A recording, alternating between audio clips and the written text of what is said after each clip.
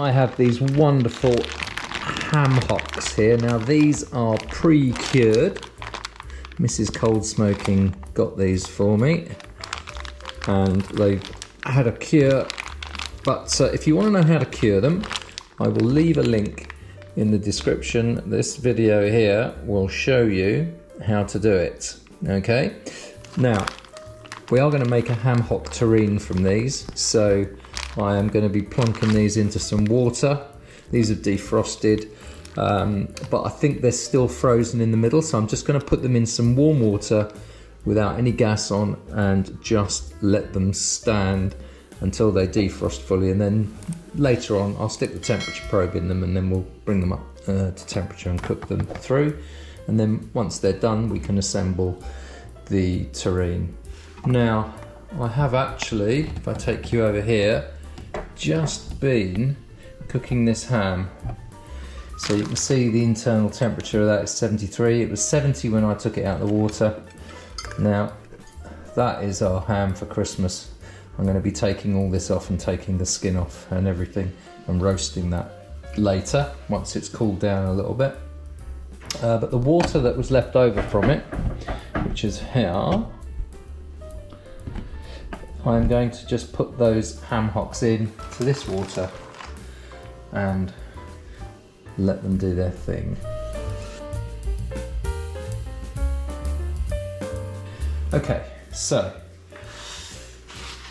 we'll stick a lid on that and we'll just let them come up to temperature, and once they've defrosted, I just need to cook them until that meat is full off the bone, because we're going to be taking it all off the bone anyway, and if it is only just cooked, you're not going to be able to do that. What happens over time is that these hocks, which is quite a tough meat, obviously, you know, these are the end of the foot of the pig, and you know, if they've been supporting this wonderful beast while it's been snuffling around, that's going to have quite some tough meat in it, so that will take quite a long time to break down. The other advantage of doing it for a long time in here, boiling it for a long time, is that the gelatin in the skin will leach out into the water, and we're going to be using that as our stock jelly to set our terrine, and we'll add some herbs and stuff into that so that we get some nice flavour into that terrine when we cut through those slices. It'll be lovely. Right, I'll come back to this in a minute and we can continue this whole process.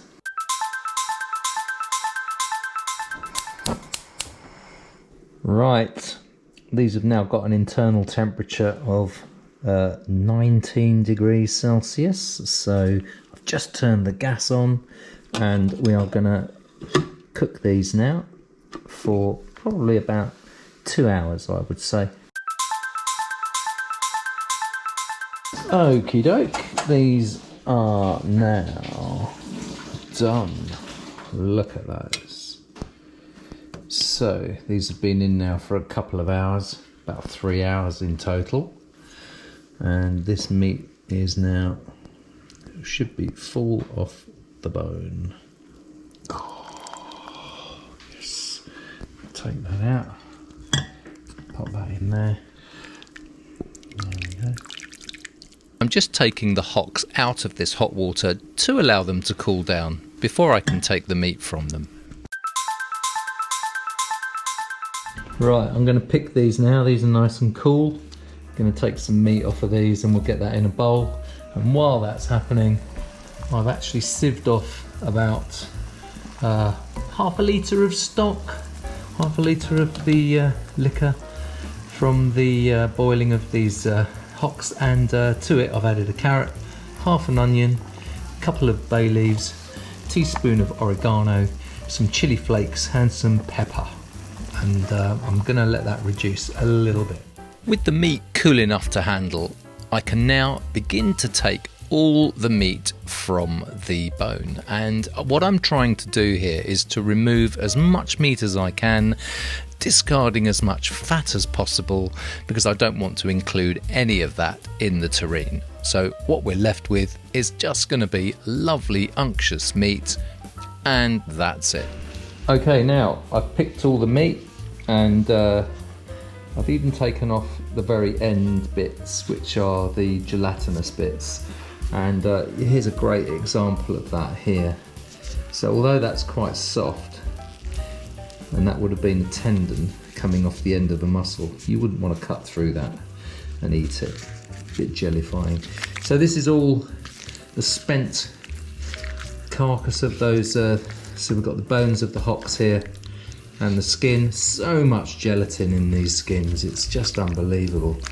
So that's all finished with now. Might keep that for something, I'm not sure yet. I'll have a little think, see what I can do with it.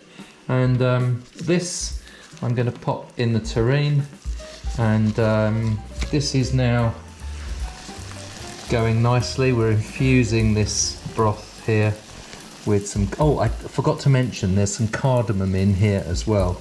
So I'm actually going to put the carrots, I'm going to take those carrots out, they're going to go into the terrine as well. I'm going to slice them nice and thinly and put them in there, give it a bit of interest. There's some nice green herb in there as well, so we'll sieve as much of the solids of this out as well. There are some chili flakes which I want to go into the terrine too. I'm going to go and get the terrine now ready for, I'm going to line it ready for the meat to go in, and there's a few little touches that I want to make before we actually start layering up the terrine, and I'll do that in a second. Okay, before I layer this up, I've got my mould and I've lined it with cling film. The reason I've done this is because it makes demoulding it so much easier. And I have a couple of sage leaves I'm putting in the base here. You've got to put them in upside down because obviously they need to look nice when you take this out. So on top of those, I've got 2 slices of orange. There we go. We'll position those like so. And then what I will do is I will start to layer up the meat, and you want to keep the meat in a nice sort of layer, a line sort of thing like this. So you want to get all the strands going in one direction like this, so when you cut through it you get a nice sort of cross section. And the thing about doing these terrines is that when you handle the meat like this, you can feel it's so gelatinous. It's absolutely delightful. You just know that it's going to be a great terrine. Now I'm going to put half the meat in, and then I'm going to put a layer of carrots through that.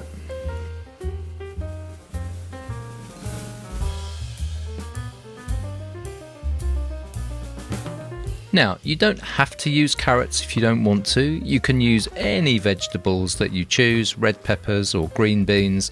I just used these carrots because I think they give a nice visual impact. Now, if you really want to be adventurous, you can actually combine different vegetables to give you a really interesting layer right through the middle of the terrine. The choice is yours. And you know what? If you don't want any vegetables in there, that's fine too. You can make it all meat. I'm just pressing this down now just to make absolutely sure we've got no air gaps in here, and that's one of the beauties of using oh look, there's a bit of gelatine, we can get rid of that. Here we go, rather than not have that end bit in there. Yeah, so it's just about getting rid of the air, making it all nice and compact, so when you cut through it, it gives you very, very nice, consistent, meaty slices. You don't want it to be held together by the jelly. You want jelly to fill the gaps, but those gaps need to be as small as possible.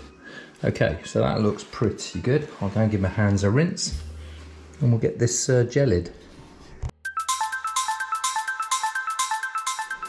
Okay, so here is our stock jelly. Now I've sieved it, and what I've also done is I've just skimmed the top to take some of the fat away. Just tipped it on its edge and got a nice spoon in there to spoon some of that off.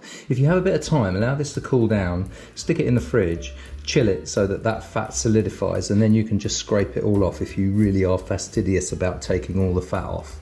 But in this case, so this is still quite warm, we can pour it straight in. So I'm going to be quite gentle when I do this. I want to see it all disappear. Don't really want any overflows.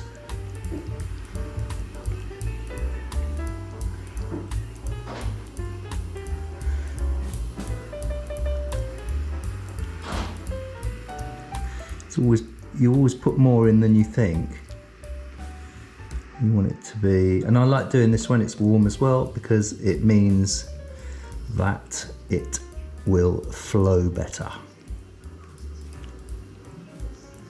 So you don't want to rush this. Steady, steady, steady. There we go, that's coming up now.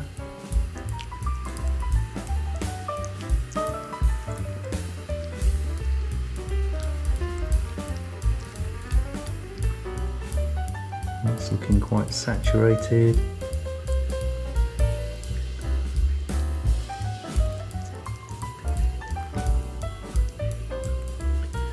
Right, we are just about there.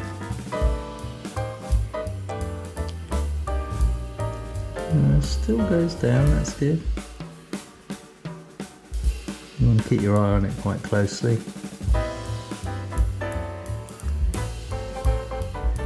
Certainly don't want any voids. Right, that is looking cool. I don't want to put any more in than I need to, but that I think is going to be okay. Right, now the folding bit. So let's get this all in.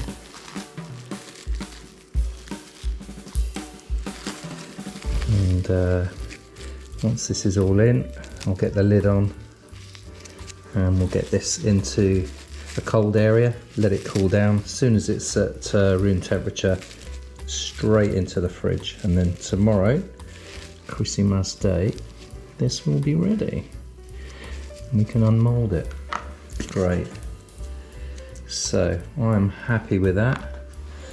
Lid's gonna go on. Do I need to press that down? I think we'll be good. Right, that can go somewhere cold, and we'll deal with that when it's at room temperature. Right. Well, I allowed this to cool down to room temperature and then stuck it straight in the fridge so it could set. Now, here's a little tip that not a lot of people do when they unbox a terrine, and that is just pop it in the freezer for around about half an hour just to firm up the outside. So when you do unbox it, you don't pull too much of the jelly away. Well, this terrine has set really nicely, and it's time to take a few slices just to see how it's holding up. And you can see from those slices there aren't too many voids, and you've got a nice structure there holding together well. Well, I think it's time for a taste. Let's pop that to one side. I'm just going to take a little slice off the corner of this, and I'm going to taste it. Here we go.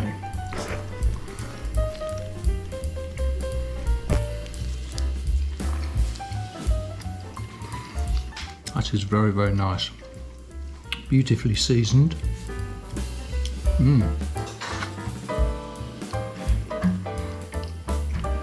That carrot running through the middle is really nice too. Wow. Well, there we go. That's the Ham Hock Terrine. I need not say any more about that. And right, let's get this sliced and we'll eat a bit more. Well, what a wonderful project. I had some fantastic time filming this and also eating it as well. And we ate it with some salad, some pickled beetroot, and we had it as a starter, and it was really, really delicious. Now, we gave a couple of slices away, and the best way to preserve them in transit was to ensure that they were held on vacuum, and that was very easy to do. The gelatine sort of held them together quite well, so this is a real easy piece of charcuterie for you to do at home. I would urge you to give it a go. Let us know what you think in the comments. If you've made one, let us know what vegetables you put in. It's always interesting to hear what other people are doing.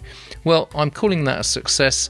I will, in the description, leave a link to the video where I actually brine these. So if you want to go through the whole process rather than buying a couple of hocks that are already cured, then you can do that as well. That link will be in the description to the video.